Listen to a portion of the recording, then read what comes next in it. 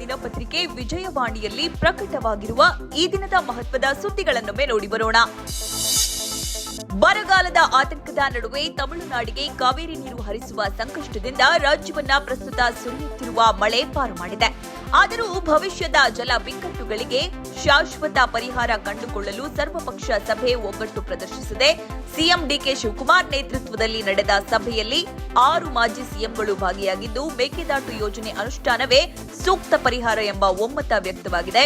ವಿಳಂಬ ಮಾಡದೆ ಪರಿಷ್ಕೃತ ಡಿಪಿಆರ್ ಸಿದ್ಧಪಡಿಸಿ ಕೇಂದ್ರ ಜಲ ಆಯೋಗಕ್ಕೆ ಸಲ್ಲಿಸಲು ತೀರ್ಮಾನಿಸಲಾಗಿದೆ. ಸಭೆಯ ತೀರ್ಮಾನಗಳ ಬಗ್ಗೆ ತಿಳಿಯಲು ಇಂದಿನ ಮುಖಪುಟದ ವರದಿ ಓದಿ. ಆಗಸ್ಟ್ ಆರಂಭದಲ್ಲೇ ಸುರಿಯುತ್ತಿರುವ ಭಾರೀ ಮಳೆಯಿಂದಾಗಿ ಕರಾವಳಿ ಹಾಗೂ ಮಲೆನಾಡು ಭಾಗದ ನದಿಗಳು ಉಕ್ಕಿ ಹರಿಯುತ್ತಿದ್ದು, ಜಲಾಶಯಗಳಿಗೆ ಜೀವ ಕಳೆ ಬಂದಿದೆ. ತುಂಗಾ ಹಾಗೂ ಕೃಷ್ಣಾ ನದಿಗೆ ಭಾರೀ ಒಳಹರಿವು ಬಂದಿದೆ. ಕಬಿನಿ ಡ್ಯಾಂ ಭರ್ತಿಯಾಗಿದ್ದು, ಕೆಆರ್ಎಸ್ ನೀರಿನ ಮಟ್ಟ 100 ಅಡಿಗೆ ತಲುಪಿದೆ. ಶಿವಮೊಗ್ಗ ತೀರ್ಥಹಳ್ಳಿ ಗುಡ್ಡ ಕುಸಿದು ಕೊಪ್ಪಳ ಮೂಲದ ಒಂದೇ ಕುಟುಂಬದ 3 ಮೃತಪಟ್ಟಿದ್ದಾರೆ. ಮಳೆ ಕುರಿತ ವರದಿ ಸಮಸ್ತ ಕರ್ನಾಟಕ ಪುಟದಲ್ಲಿ ಪ್ರಕಟವಾಗಿದೆ. ಕೆಇಎ ಪ್ರಕಟಿಸಿರುವ ಗ್ರಾಮ ಆಡಳಿತ ಅಧಿಕಾರಿ, ಶಿಕ್ಷಕರು, ಭೂಮಾಪಕರ ನೇಮಕಾತಿಗೆ ಕಲ್ಯಾಣ ಕರ್ನಾಟಕ ಮತ್ತು ಇತರ ಜಿಲ್ಲೆಗಳಿಗೆ ಪ್ರತ್ಯೇಕವಾಗಿ 2 ದಿನ ಪರೀಕ್ಷೆ ನಡೆಸುತ್ತಿರುವುದು ಅಭ್ಯರ್ಥಿಗಳ ಆಕ್ಷೇಪಕ್ಕೆ ಕಾರಣವಾಗಿದೆ. ಒಂದೇ ಹುದ್ದೆಗೆ 2 ಪರೀಕ್ಷೆ ನಡೆಸುವುದರಿಂದ ನೇಮಕಾತಿ ಪ್ರಕ್ರಿಯೆ ವಿಳಂಬವಾಗಲಿದ್ದು, ವಯೋಮಿತಿ ಮೀರುವ ಅಂಚಿನಲ್ಲಿರುವ ಅಭ್ಯರ್ಥಿಗಳಿಗೆ ಅನ್ಯಾಯವಾಗಲಿದೆ ಎಂಬ ಮಾತು ಕೇಳಿಬಂದಿದೆ. ಅಭ್ಯರ್ಥಿಗಳ ಕಳವಳ ಏನು? ವರದಿ ಸಮಸ್ತ ಕರ್ನಾಟಕ ಪುಟದಲ್ಲಿದೆ.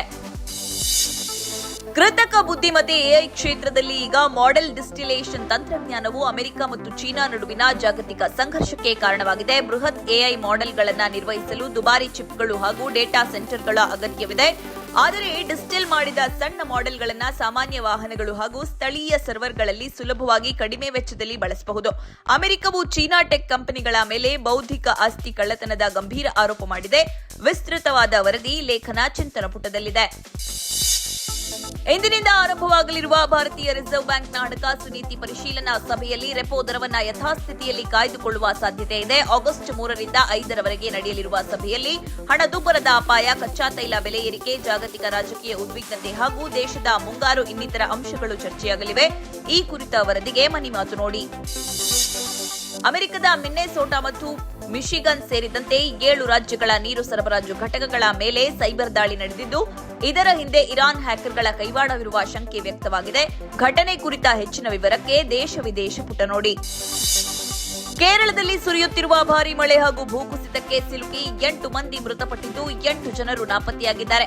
ಮಳೆಯಿಂದಾಗಿ 27 ಮನೆಗಳು ಸಂಪೂರ್ಣ ನಾಶವಾಗಿದ್ದು, 196 ಮನೆಗಳಿಗೆ ಹಾನಿಯಾಗಿದೆ. ಮುಂಜಾಗ್ರತಾ ಕ್ರಮವಾಗಿ 209 ಪರಿಹಾರ ಶಿಬಿರಗಳನ್ನು ತೆರೆಯಲಾಗಿದ್ದು, 5792 ಜನರನ್ನ ಸುರಕ್ಷಿತ ಸ್ಥಳಗಳಿಗೆ ಸ್ಥಳಾಂತರಿಸಲಾಗಿದೆ. ವಿವರ ದೇಶ ವಿದೇಶ ಪುಟದಲ್ಲಿದೆ. ಮಾದಕ ವಸ್ತುಗಳು ವ್ಯಕ್ತಿಯ ಭವಿಷ್ಯ ಹಾಗೂ ವೃತ್ತಿ ಜೀವನವನ್ನೇ ನಾಶ ಮಾಡುತ್ತವೆ. ಹೀಗಾಗಿ ಯುವ ಜನತೆ ಮಾದಕ ವ್ಯಸನದಿಂದ ದೂರ ಉಳಿಯುವಂತೆ ಪ್ರಧಾನಿ ನರೇಂದ್ರ ಮೋದಿ ಕರೆ ನೀಡಿದ್ದಾರೆ. ವಿಕಸಿತ ಭಾರತ ಸಂಕಲ್ಪ ಅಭಿಯಾನದಡಿ ನಶೆ ಮುಕ್ತ ಯುವ ಕಾರ್ಯಕ್ರಮಕ್ಕೆ ಚಾಲನೆ ನೀಡಿ ಮಾತನಾಡಿದ ಅವರು, ಯುವಕರೇ ದೇಶದ ಭವಿಷ್ಯ. ಇದನ್ನರಿತೇ ಶತ್ರು ರಾಷ್ಟ್ರಗಳು ತಮ್ಮ ಭಯೋತ್ಪಾದನಾ ಯೋಜನೆಯ ಭಾಗವಾಗಿ ಮಾದಕ ವಸ್ತುಗಳನ್ನು ಬಳಸುತ್ತಿವೆ ಎಂದು ಎಚ್ಚರಿಸಿದ್ರು. ನಶೆ ಮುಕ್ತ ಯುವ ಕಾರ್ಯಕ್ರಮದ ವಿವರ ತಿಳಿಯಲು ದೇಶ ವಿದೇಶ ಪುಟದಲ್ಲಿ ಪ್ರಕಟವಾಗಿರುವ ವರದಿ ಓದಿ. 3 ವರ್ಷಗಳ ಹಿಂದೆ ರೂಪಿಸಿದ್ದ ಮಾಡ ಹಾಗಲಕಾಯಿಯ ಹೆಚ್ಚಿನ ಇಳುವರಿಗೆ ಚೆಟ್ಟಳ್ಳಿ ಕೇಂದ್ರೀಯ ತೋಟಗಾರಿಕಾ ಪ್ರಾಯೋಗಿಕ ಕೇಂದ್ರವು ಮತ್ತೆ ಸಂಶೋಧನೆ ಆರಂಭಿಸಿದೆ. ಇದುವರೆಗೆ ಕೃತಕವಾಗಿ ಪರಾಗಸ್ಪರ್ಶ ಮಾಡಬೇಕಿದ್ದರಿಂದ ದೊಡ್ಡ ಪ್ರಮಾಣದಲ್ಲಿ ಬೆಳೆಯುವುದು ಕಷ್ಟವಾಗಿದೆ. ಈ ಹಿನ್ನೆಲೆಯಲ್ಲಿ ಸ್ವಯಂ ಪರಾಗಸ್ಪರ್ಶ ಮಾಡಿಕೊಳ್ಳುವ ರೀತಿಯಲ್ಲಿ ತಳಿ ಅಭಿವೃದ್ಧಿಗೆ ಒತ್ತು ನೀಡಲಾಗುತ್ತಿದೆ. ಈ ಲೇಖನ ವಿತ್ತವಾಣಿ ಪುರವಣಿಯಲ್ಲಿದೆ. ಇವಿಷ್ಟೇ ಅಲ್ಲ, ಮುಂಜಾನೆ ಮಾತು, ಅಂತರಂಗ, ಭವಿಷ್ಯ, ಮನೋವಿಕಾಸದ ಕಾಲಂಗಳು, ಕ್ರೀಡೆ, ಸಿನಿಮಾ, ದೇಶ ವಿದೇಶಗಳ ಭರಪೂರ ಸುದ್ದಿಗಳ ವಿಶೇಷಗಳಿಗಾಗಿ ವಿಜಯವಾಣಿ ಓದಿ.